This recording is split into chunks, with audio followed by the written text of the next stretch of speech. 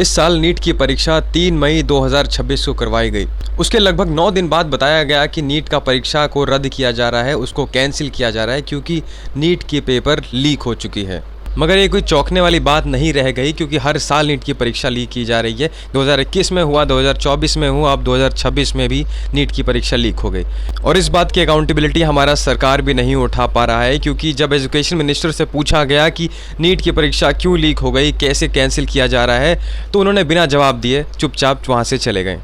Sir paper leak पे क्या बोल रही है? सर पेपर लीक पे सर सीबीआई इंक्वायरी। ऐसे देश में जहां एक ही एजुकेशन मिनिस्टर के रहते हुए नीट की पेपर 3 बार लीक हो गई, जो कोई छोटा मोटा पेपर नहीं, नेशनल लेवल का पेपर है, फिर भी अकाउंटेबिलिटी नाम की कोई चीज नहीं और वो अपने पद से इस्तीफा नहीं दे रहे हैं। एजुकेशन मिनिस्टर धर्मेंद्र प्रधान बिना मीडिया को आंसर दिए वहां से चलते बने। 22 लाख युवाओं के साथ यूं ही खिलवाड़ किया जा रहा है इस सरकार के द्वारा। मगर चौंकाने वाली बात यह है कि नीट की पेपर आखिर लीक कैसे हुई, मैं बड़े आसान शब्दों में बताता हूँ। देखो, अभी तक जितने भी इन्वेस्टिगेशन किए गए हैं उसके अनुसार इसकी शुरुआत हुई है नासिक प्रिंटिंग प्रेस से, जहां पर इस साल का नीट का पेपर प्रिंट हो रहा था और वहीं से हर जगह सर्कुलेट किया जाने वाला था।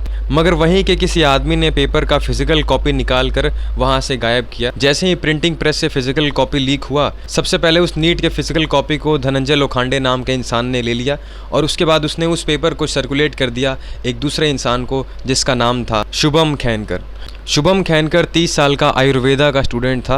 वो वहाँ पर नासिक में ही पढ़ाई करता था। शुभम खैनकर ने उस पेपर को 10 लाख में खरीदा। 10 लाख में खरीदने के बाद उसने गुरुग्राम में एक काउंसलर या डॉक्टर, इन्वेस्टिगेशन के हिसाब से अभी क्लियर नहीं है, उसने वहाँ पे बेच दिया।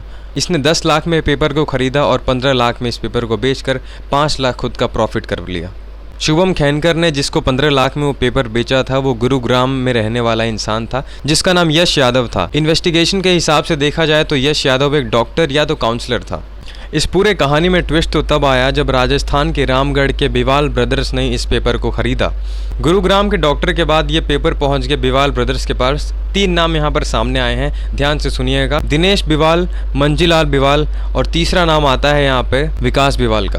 विकास बिवाल दिनेश बिवाल का बेटा होता है और वो नीट की तैयारी कर रहा होता है और लास्ट 2 अटेम्प्ट में उसने नीट की तैयारी की थी, उसका नीट का पेपर नहीं हुआ था और इस साल उसके पिताजी ने उसके लिए नीट का पेपर का ही प्रबंध करवा दिया। और यहाँ पर साथियों ध्यान देने वाली बात यह है कि दिनेश बिवाल बीजेपी के कार्यकर्ता था। उस एरिया के एजुकेशन मिनिस्टर के साथ भी उसको देखा गया था।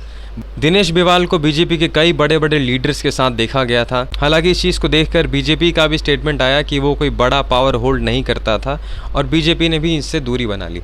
एक और शॉकिंग पैटर्न ये सामने आया कि दिनेश बिवाल के घर से पहले भी नीट के छात्र मेडिकल कॉलेज में पढ़ाई करते हैं और सक्सेसफुली नीट का एग्ज़ाम क्लियर कर चुके। उसके बाद ये दोनों भाइयों ने मिलकर पेपर को आगे सर्कुलेट कर दिया। सीकर, जो अब कोटा के बाद एक दूसरा एजुकेशनल हब बन चुका है, कोचिंग हब बन चुका है, वहाँ पर इन्होंने पेपर राकेश मंडवाड़िया को बेच दिया, जो वहाँ पर एक कोचिंग काउंसलर था और SK कंसल्टेंसी के नाम से एक अपना चलाया करता था। राकेश मंडवाड़ा को पेपर मिलने के बाद उसने इस चीज़ का PDF बनाया और PDF को 5 से 25 लाख रुपए में कई लोगों को बेचा और नीट का पेपर ऐसे ही कई सारे स्टेट में फैल गया, जैसे आंध्र प्रदेश, बिहार, हरियाणा, मध्य प्रदेश और भी कई सारे जगह पेपर फैल गया। और आगे की इन्वेस्टिगेशन अभी चल रही है, अभी तक के हिसाब से इतना ही था। मगर इन चीज़ में सबसे बेकार चीज़ ये है कि हर साल पेपर लीक हो रहे हैं। क्या ये सरकार पेपर ढंग से नहीं करा पाती है?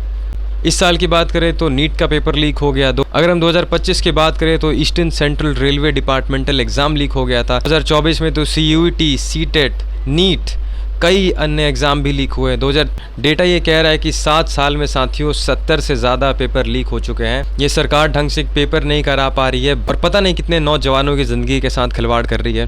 पेपर लीक के बारे में बात करें तो हर बच्चे से 1700 लिया गया था। एवरेज निकाले तो मान के चलिए 1500। अगर हम इसको मल्टीप्लाई करते हैं लगभग 22 लाख के बच्चों के हिसाब से, तो ये बनता है कुछ 350 करोड़ का आंकड़ा। यह है कि गवर्नमेंट का 100% फेलियर है, वो पेपर ढंग से नहीं करा पा रहा। हर साल कई नौजवान को ये चीज़ फेस करना पड़ता है और ये कितना मुश्किल है एक पढ़ा लिखा नेता जान सकता है। मगर अफसोस हमारे पॉलिटिक्स में पढ़े लिखे नेता नहीं है, इस वजह से वो विद्यार्थी का दर्द नहीं समझ सकते हैं। अर्ली के ट्रॉमा और मेंटल पेन वो सीरियस एस्पिरेंट ही समझ पाते होंगे, जिनके पेपर अच्छे गए होंगे पर उनको दोबारा पेपर देना पड़ रहा है, दोबारा उन्हीं किताबों को खोलना पड़ रहा है, खुद पढ़ना पड़ रहा है।